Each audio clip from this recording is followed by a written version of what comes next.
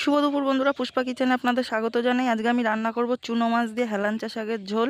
তার জন্য আমি প্রথমে মাছগুলোকে কেটে নিচ্ছি, তারপরে আমি শাকগুলোও বেছে নেব। তো দেখতে থাকুন ভিডিওটা, আশা করি আপনাদের ভালো লাগবে। এবার আমি হেলাঞ্চা শাকগুলোকে কেটে নিচ্ছি।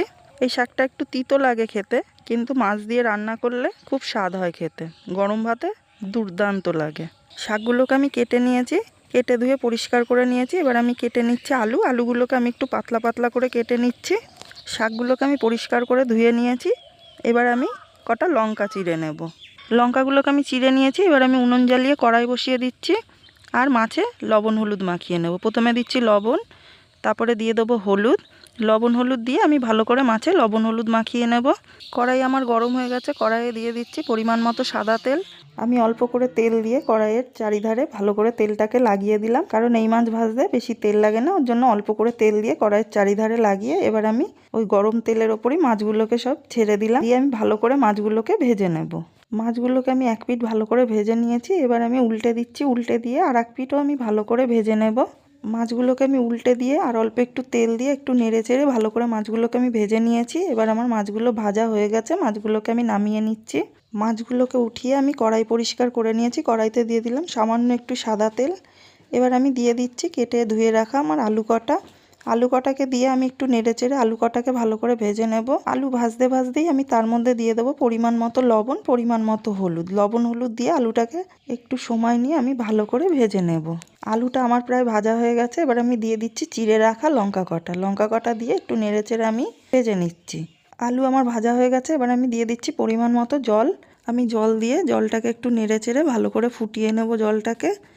জলটা ভালো করে ফুটে এলে তার মধ্যে আমি দিয়ে দেবো আমার কেটে ধুয়ে রাখা হেলাঞ্চা শাক কটা। হেলাঞ্চা শাক কটাকে দিয়ে একটু নেড়ে চেড়ে আমি একটা ঢাকা চাপা দিয়ে দেবো। ঢাকা চাপা দিয়ে 10 মিনিটের জন্য জোরে জোরে জাল করে আমি আলু আর শাকটাকে সেদ্ধ করে নেব। আমি ঢাকা চাপা দিয়ে 10 মিনিট মতো জাল করে নিয়েছি। এবার আমি ঢাকা চাপাটা খুলে নেব। শাক আর আলুটা আমার প্রায় সেদ্ধ হয়ে গেছে। এবার আমি শাক আর আলুটাকে একটু নেড়ে চেড়ে একটা থালায় নামিয়ে নেব ফোড়ন দেওয়ার জন্য। আমি শাকটা নামিয়ে নিয়েছি। কড়াই পরিষ্কার করে কড়াইটাকে আবার আমি উনুনে বসিয়ে দিয়েছি। বসিয়ে পরিমাণ মতো দিয়ে দিয়েছি সাদা তেল। দিয়ে দিচ্ছি কটা গোটা জিরে ফোড়নে, আর দিচ্ছি কটা রাঁধুনি। জিরে আর রাঁধুনিটাকে আমি একটু নেড়ে চেড়ে ভালো করে ভেজে নেব। তারপরে আমি ঢেলে দেবো আমার সেই শাক আর আলুর ঝোলটাকে। ঢেলে একটু নেড়ে চেড়ে ভালো করে আমি একটু জাল করে ফুটিয়ে নেব। তারপরে আমি দিয়ে দেবো আমার ভেজে তুলে রাখা মাছ কটা। মাছ কটাকে দিয়ে নেড়ে চেড়ে আমি মাছটাকে ভালো করে শাক আর আলুর সাথে মিশিয়ে দেব। আর দুটো একটা আলু আমি ভালো করে একটু খুন্তি দিয়ে ঘেটে ঝোলের সাথে মিশিয়ে ঝোলটাকে একটু টানিয়ে নামিয়ে নিলেই রেডি হয়ে যাবে চুনো মাছ দিয়ে হেলাঞ্চা শাকের পাতলা ঝোল। আমার এই রেসিপিগুলো আপনাদের কেমন লাগছে আমাকে কমেন্টে অবশ্যই জানাবেন। ভালো লাগলে একটি লাইক করে দেবেন, সাবস্ক্রাইব করে আমার চ্যানেলটির পাশে থাকবেন। হেলাঞ্চা শাকের ঝোল আমার রান্না হয়ে গেছে। এবার আমি শাকটাকে নামিয়ে নিচ্ছি। এইভাবে হেলাঞ্চা শাকের ঝোল রান্না করে খেলে একটুও তিতো লাগে না, খেতে দুর্দান্ত লাগে। আমার শাকটা রান্না হয়ে গেছে, খাওয়ার জন্য এখন পুরোপুরি তৈরি।